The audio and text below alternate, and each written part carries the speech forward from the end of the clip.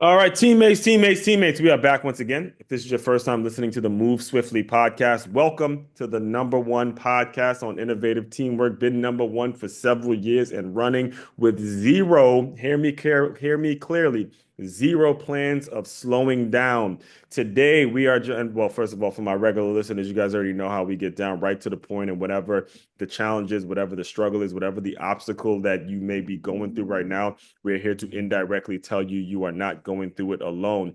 Today, buckle up, as you guys are used to now. Buckle up your chin straps, buckle up your seat belts, buckle up wherever it is you're listening to it from, because we have a gentleman, his name is Brian Fleming, who has an unbelievable story, has survived some absolutely crazy events, tragic events. But, when you listen to him speak, as I was doing my research, you guys know I do my research before I let anybody on, you hear a person who's moved on from it and has a deep, deep passion towards helping other individuals get over whatever fears may be bothering them in the mind. So, all that being said, Brian, welcome to the show.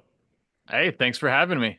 Yes, my pleasure to have you. And like I had mentioned to you before we started recording, I'll never forget there was a time where I played football from 7 all the way to 22, and I remember getting to college and there was a fight that broke out, and our coach told us, guys, this isn't war. You guys aren't in the military. You're playing a game. I know we want intensity. I know we want, but it's not war. He goes, if you want war, if you want, I'll bring in some veterans and I'll have them talk to you and I'll explain exactly what that looks like. And I bring that up because so much of your story stems from some of the things that you learned in the military. So I'd love for you to just kind of give your background just a little bit, kind of, how you grew up, where you came from, and then we'll get into a lot of the self-development work that you do now. Yeah, I grew up in southern Michigan, a town called Jackson, Michigan, about an hour west of Detroit. Wolverine And fan? I guess I mean Okay, they were the home sure. You team. gotta make I sure you mean, you got the right team. I'm like a my family was more than me. I we had the Wolverines, 40 minutes east of us, and we okay, had the Spartans in Lansing, 40 minutes north of us. okay, so So it was like, hey, I don't really. All we knew is as long as Ohio State loses, we don't give a damn who wins. we see it So. eye to eye. We see it eye to eye. Very good. All right, just making sure, man. You know, a lot of regulars. I'm I psychotic Michigan Wolverine football fan. Oh, you are? Okay. Are you in Michigan? No, I'm from Maryland, but I grew Oh, up the when I played youth football, we used to wear the Michigan uniforms, and ever since then, I mean, I've been every time I see the wing helmets, the M, I've been obsessed. yeah, that was probably back in the day when Charles Woodson still played for him, huh? Back when Charles Woodson was there, man, Rose. But Brian the Greasy. thing is, Yeah. that number two, like I remember now that you got me thinking about it, whenever you had a guy that wore that number two with our jerseys, like we looked exactly like them, that number two was a big, big, big deal. Just anybody that played for the White Oak Warriors, Brick Shady White Oak Warriors, old school, you remember when you put that deuce on, hey, that means you him. That means you that. Yeah, man. That That means that's you that's that. probably like wearing a red basketball jersey and it's a number 23 or something. Exactly. Like, Yeah. yeah, that's what I'm saying. He was, and then to listen to him now do the broadcast and to see how much it has grown, the program, man, it's so much of it I tune into and I got really into it. I get really into it as I have grown. Yeah, yeah. Well, yeah, so I grew up in southern Michigan. Parents divorced around 12. Pretty traumatic thing. It was pretty violent. First time in my life I'd really realized that if I'm going to get by in life, everything's truly up to me. Hmm. Mother moved to Florida. I stayed in Michigan where my dad was. Then he went to jail. So then I'm 12, I'm 12 years old at this point, and it's like for the first time there's like no parents around, and what do I do? A whole big story behind that. But I always say that my parents' divorce actually mentally prepared me Hmm. to go through the war in Afghanistan. And some people might feel that's a little backwards, but it was traumatic enough to the point where it mentally kind of toughened and numbed me, Right. where it was just like you learn really fast. You get like a fastball in the face from 5 feet away. Right. How do you take it? You just take it and you roll with it. Hmm. And so ended up moving to South Florida near Fort Lauderdale, Hmm. North Miami, for the last few years of high school. Joined the Army straight out of high school there, Army infantry. This was in 2003. We'd just been in Afghanistan, a good year and a half, and that was still actually kicking off. And uh, yeah, I studied really hard. I wanted to actually go to college and become a doctor, and so I studied all that. And the first week of my senior year, I just had this massive change of heart. Again, things were escalating in Afghanistan. America was being, attacked from Afghanistan. Taliban was claiming responsibility, and so I just thought, two things. One, I've been to other countries, multiple other countries at that point in my life, even as a teenager. I realized like how good we have it in America. Like people complain about so much in America, but I Right. think I think 80% of the reason is because they've never had to see how the rest of the world has to live. And Yeah. so there was that. Like I didn't want anyone saying, "Hey, you have a great life in this country," because other people provided it to you. I wanted to at least do my part, Right. but then I also was sick and tired of studying so hard so long, and I wanted to jump out of some airplanes and shoot some big guns and blow some shit up. And so that's what I did. And it also came back at me a little bit as we'll learn in the story. Right. But yeah, and so I was assigned to the 10th Mountain Division, Hmm. and I was deployed to Afghanistan in 2006. I was a team leader in an infantry platoon, and I lasted 5.5 months of that deployment. Right. And during that deployment, about a month after arriving, I'll give you the short versions of these, but I was inside of two vehicles that were blown up and totally destroyed while we were inside them. The first one was a double stack of anti-tank mines that Hmm. were buried in the road on April 18th of 2006 in the Arghandab Valley. And I was physically unharmed. I was able to get out of the vehicle. It blew it up. It set it on fire. It threw it about 12 feet to the side of the road. This is an up armored Humvee, weighs about a ton or more, bulletproof glass for windows. One of my guys in the other back seat, the bomb went off underneath his seat, and so he was kind of just jarred by that, half conscious. I was able to get around to his door, drag him out of the vehicle. Another guy got out through that same door, Right. and two guys injured, both returned to duty within just a few weeks, thankfully.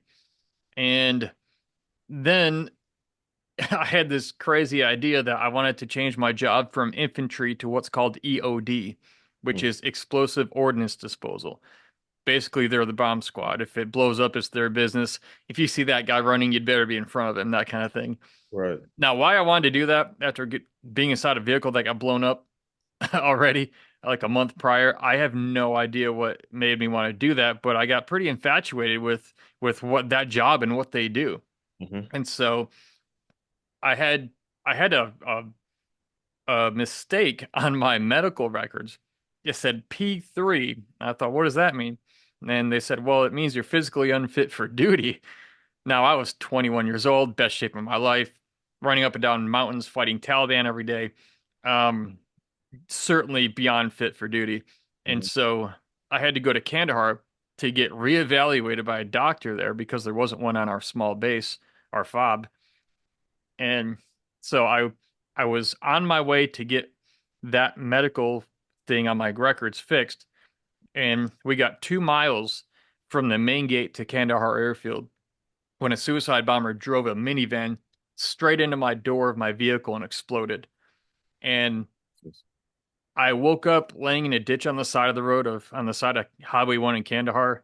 I Hmm. had no idea where I was. I didn't know what happened. I don't remember an explosion. Hmm. Um, I just sort of remember waking up. I was face down, and I did sort of a push up. My helmet was no longer on my head. I didn't know where I was.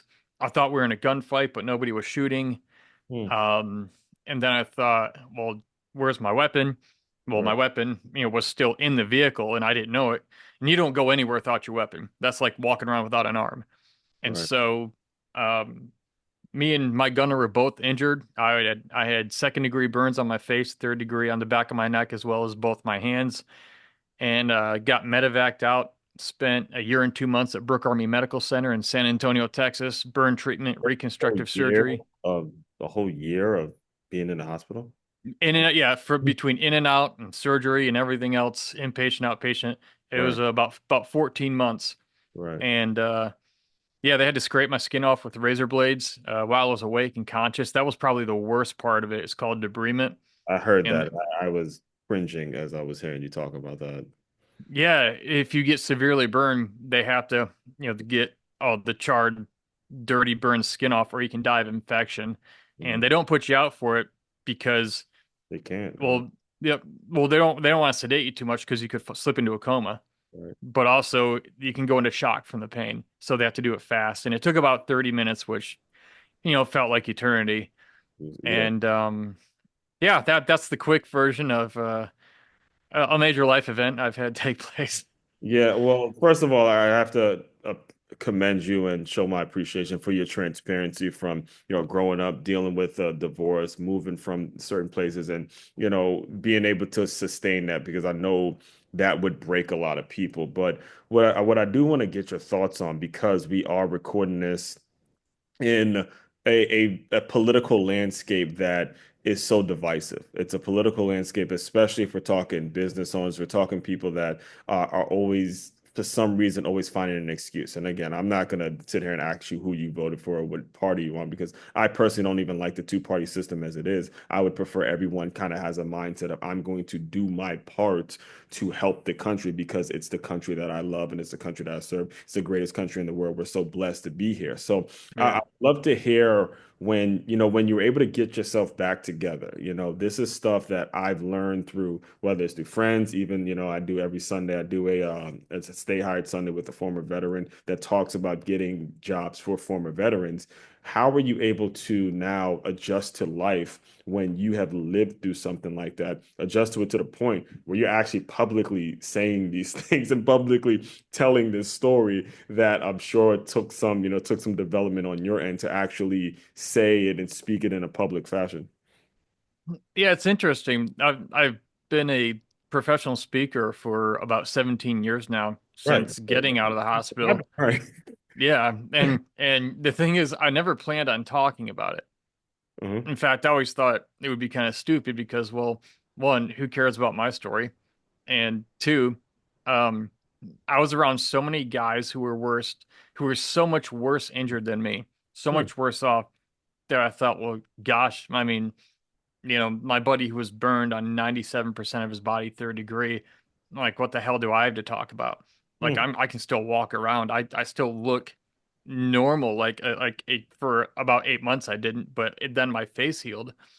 And I thought, why would I do that? Well, what happened was I met a Vietnam veteran while I was in the hospital. He came through and spoke to me and about 30 other guys who've been blown up, shot up, blasted, Hmm. and burned. Well, he was a Vietnam vet who was burned severely. And he came home from Vietnam and used his story. And he spoke, started speaking, writing books. He'd been doing it for probably 35 years at the time I met him, still doing it. I mean, the guy's incredible. Right. And after his speech, I met him, shook his hand, and there was a connection there that was unique. And basically he Was this said, a seminar that you went to and you heard him speak, or you met him while you were in the hospital? well, I was at the hospital, but they have an auditorium on the fourth floor. I Oh, think the okay. fourth floor. Yeah, and so they'll have speakers come on, or that's where they do ceremonies and promotions and things like that. And he had talked to the base commander and wanted to come talk to us just about, being wounded in combat and then moving forward. Inspiring story, but also he's funny as hell. Like he's one of these Those guys. are the He best, keep man. Those are the best. Yeah. Oh, it's great because like he can't talk about pain without making you laugh hysterically in the next moment. And it's Right. just he's so good at what he does.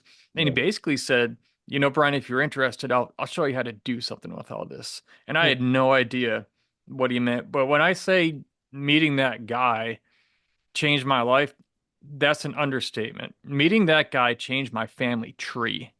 Yeah. It changed my family tree.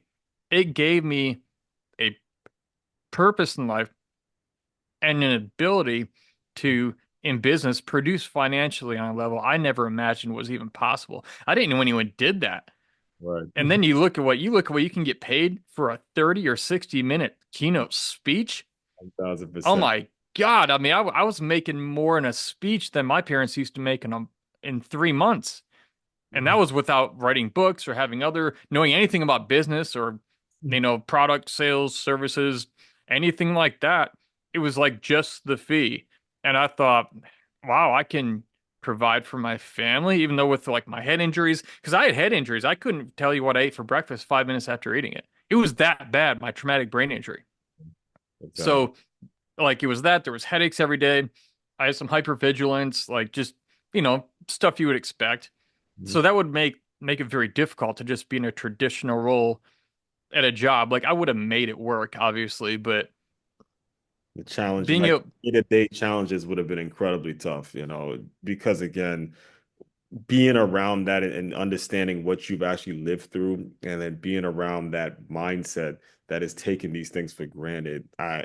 Again, I couldn't imagine how difficult that is. But anyway, keep going. I get it. By the way, that happens on this show when people are really speaking it, like really talking that language. Eventually, I gotta interject and make sure listeners are totally. getting this point. You have got to make sure you get this point home. There's so many people out here that are living through so many situations, and regular listeners have heard me say this on multiple occasions. Difference where you are now and 5 years from now, books you read and the people you meet. Emphasize on the people that you met. He never planned on meeting this guy again, Yeah. but have something set up. He meets him, and all of a sudden, his whole family trajectory, everything changes because now there's an actual way for him to be financially well off. Doing something that he obviously is called to do. Nature. You were a hard studier at high school. So it wasn't like you had planned this. This was stuff that you wanted to be, an honest person and making an honest living. Yeah. And I want to say this too. It doesn't, don't ever judge or compare your trauma or challenges to someone else's.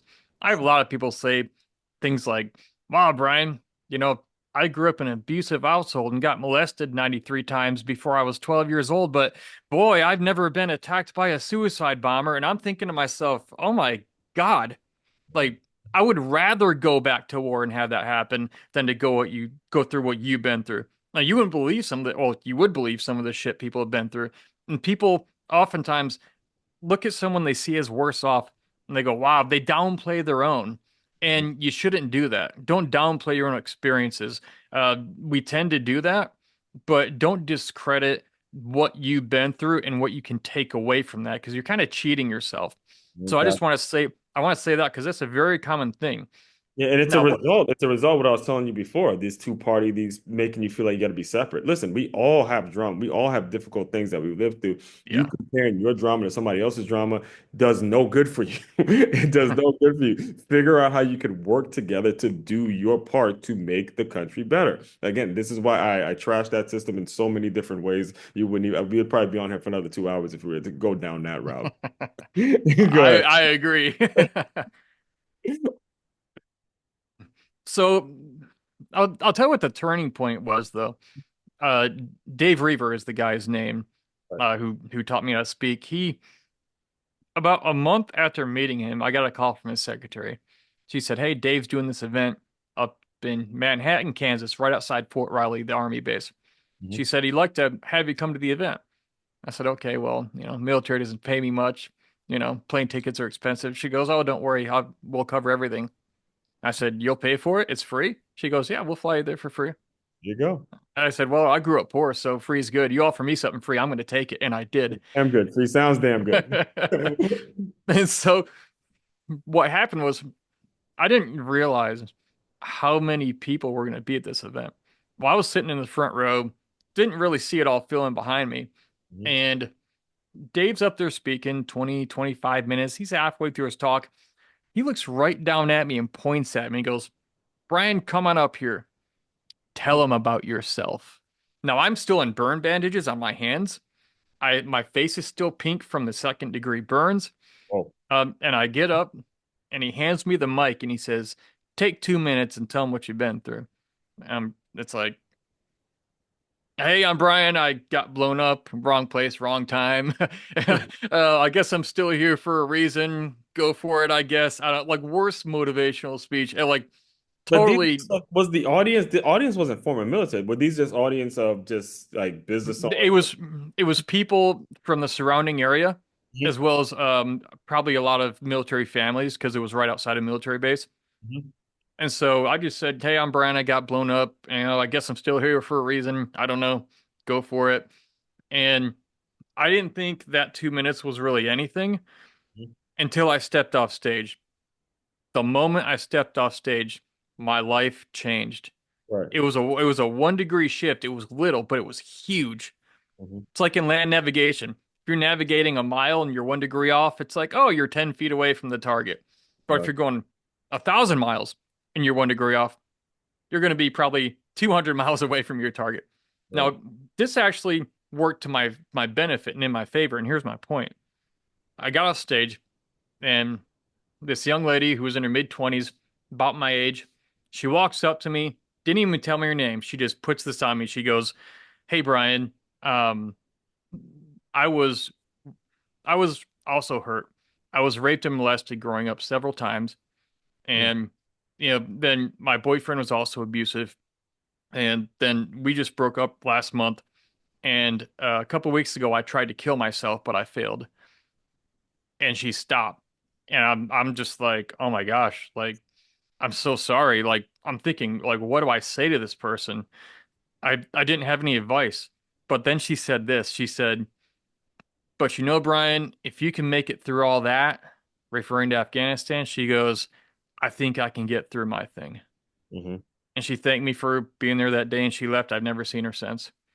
Mm. Now, that was people say I helped her, and I didn't mean to. I agree. But also, she helped me in a way I didn't know. Hmm. And I didn't know what happened in that moment for about 5 years after it happened. And I realized what it was when I was reading a book called Man's Search for Meaning by Viktor Frankl. One of the best books ever written, period. If you haven't read it, go read it. And one of the things he says about uh, going through pain and suffering, because Viktor Frankl is a Nazi prison camp survivor. His whole family was killed. And he had like I mean, the odds of him getting out of there alive were insanely small. Right. Well, he was an Austrian Jew, a psychiatrist, a very brilliant man, very intelligent. When it came to suffering, he has a line in that book. He said this.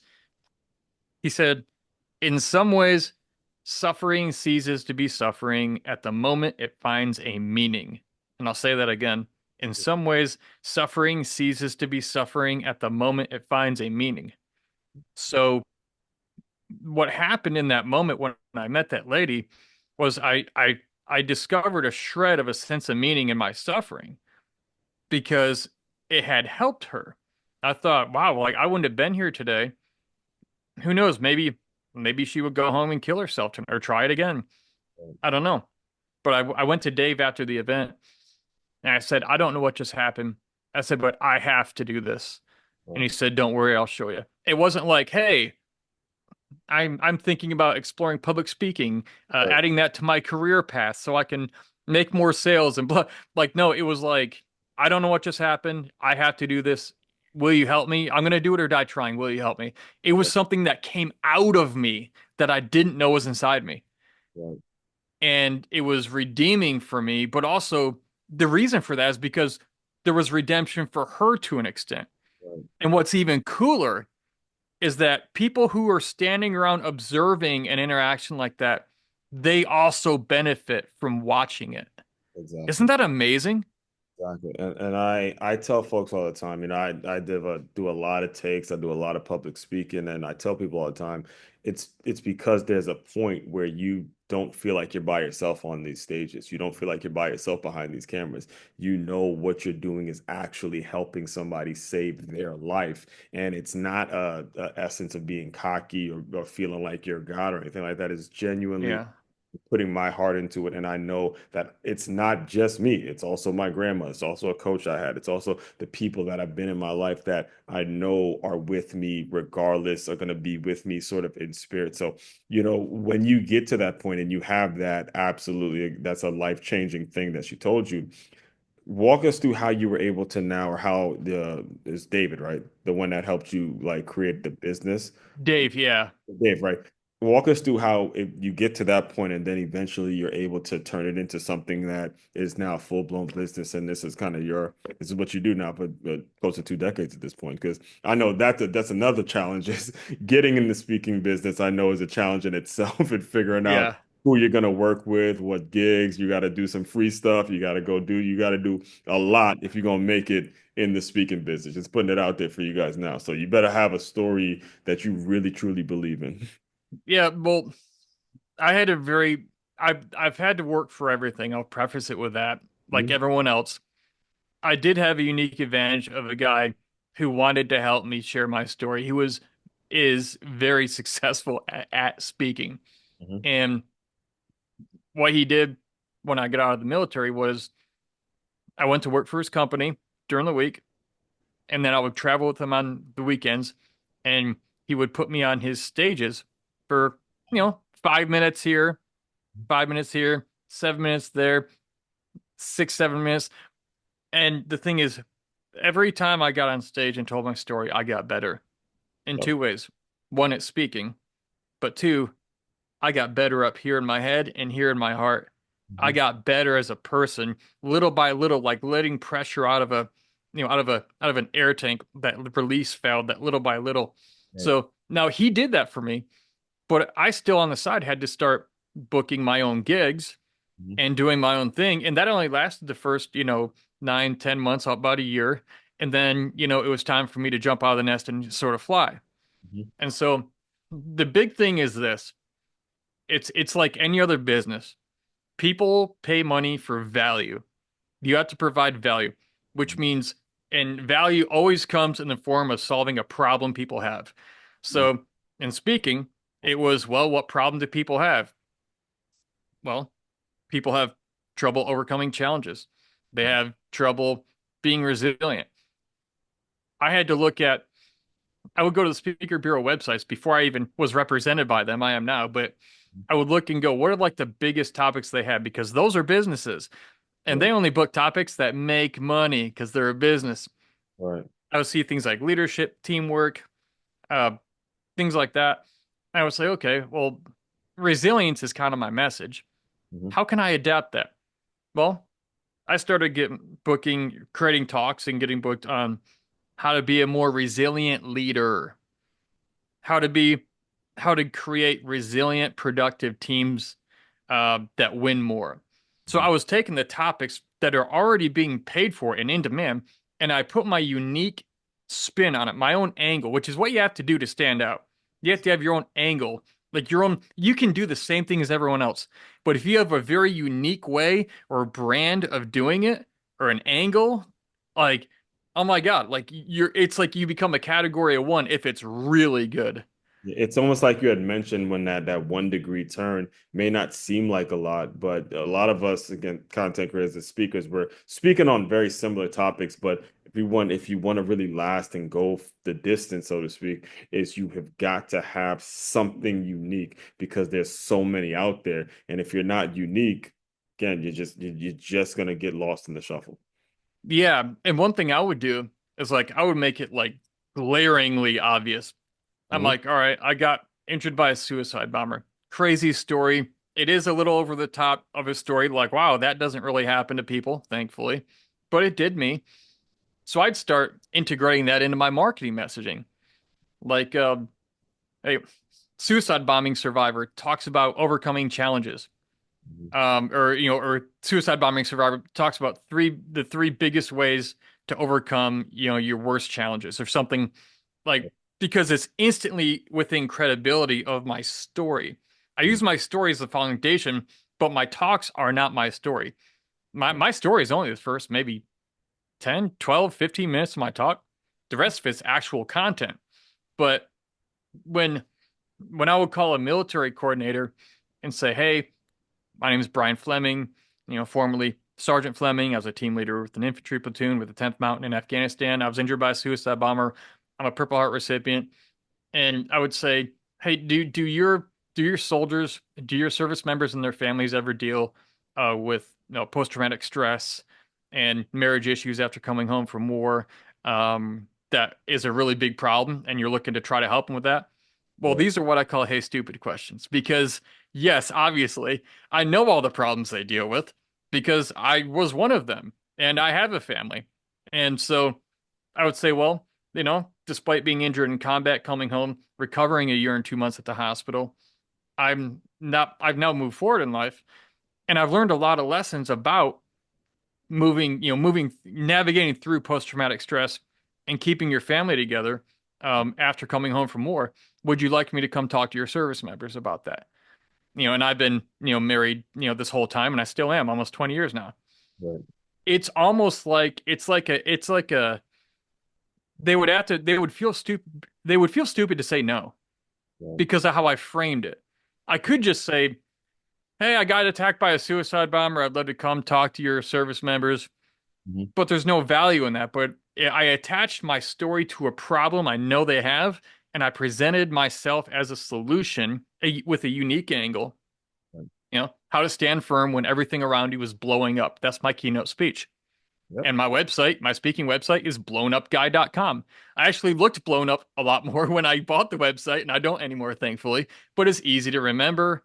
See what I mean? And it's so in alignment with what a business owner would actually feel like. When stuff goes wrong, I mean, the whole business blows up. They use this language kind of as a metaphor, but when you actually have someone that really's gone through it, now that same language is being used, and then you use the key word on this.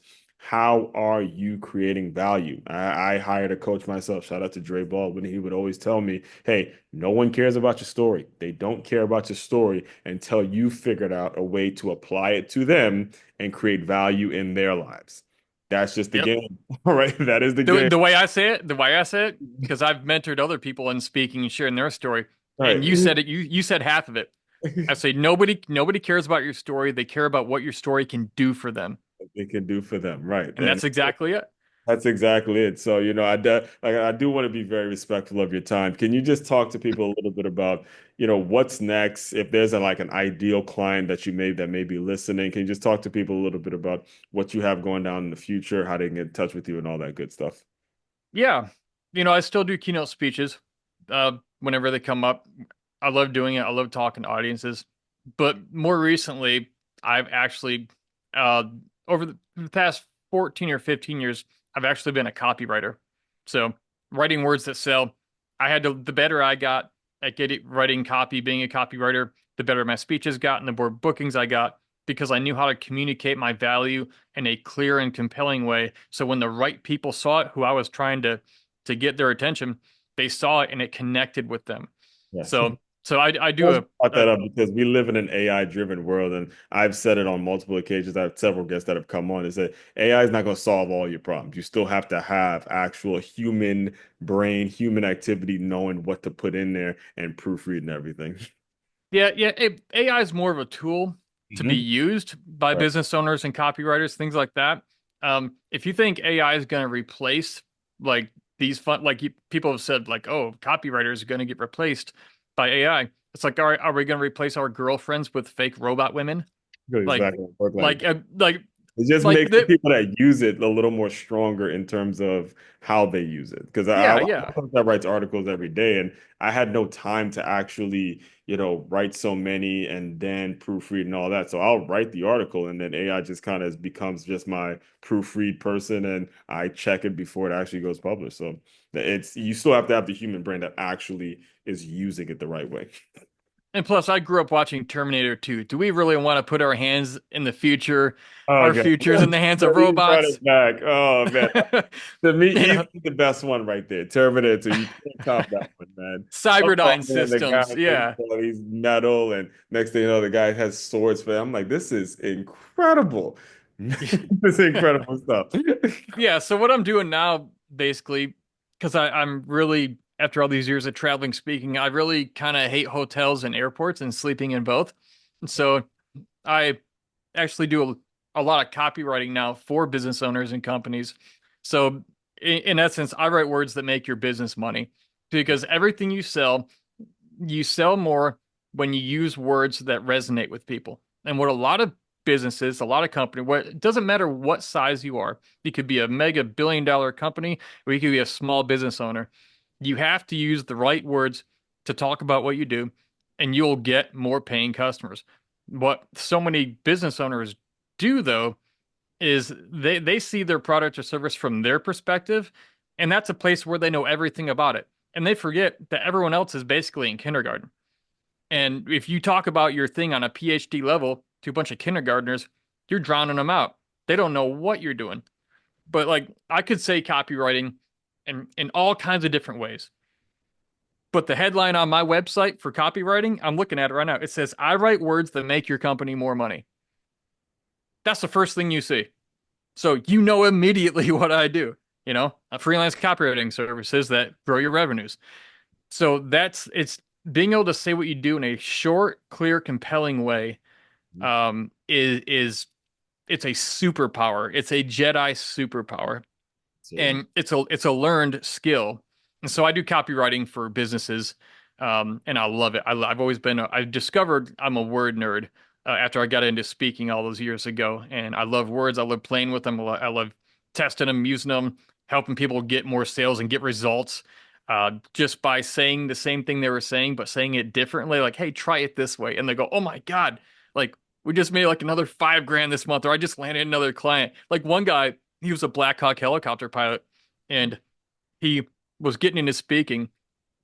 And so we got on the phone. I coached him a little bit. He had never been paid for a speech ever. Adam is his name. He's up in Pittsburgh. Within 1 week of just doing what I told him to do, he booked a speaking gig for $8,000. there you go. I'm There like, you I'm like, go.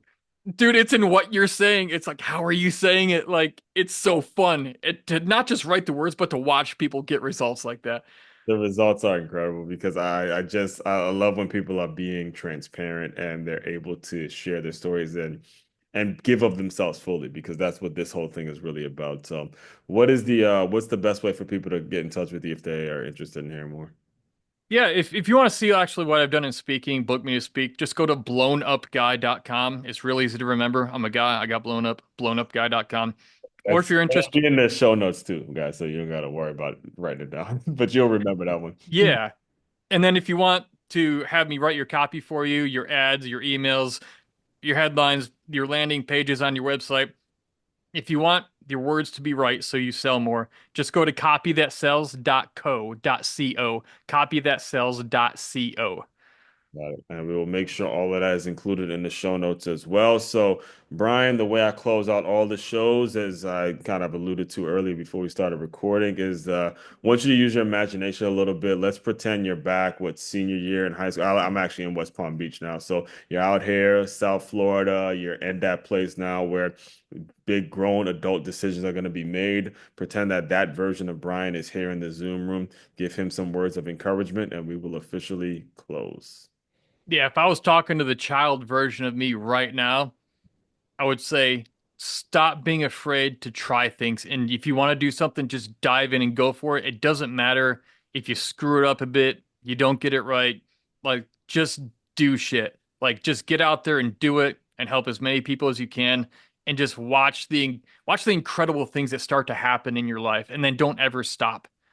That's it. That's it, man. Absolutely. And again, if it's your first time here, the reason I do close out with that question because is if you are that person that I described, want to make sure we're talking directly to you and like the promise of the show, whatever the obstacle or the challenges is that you're going through, we're here to indirectly tell you you're not going through it alone.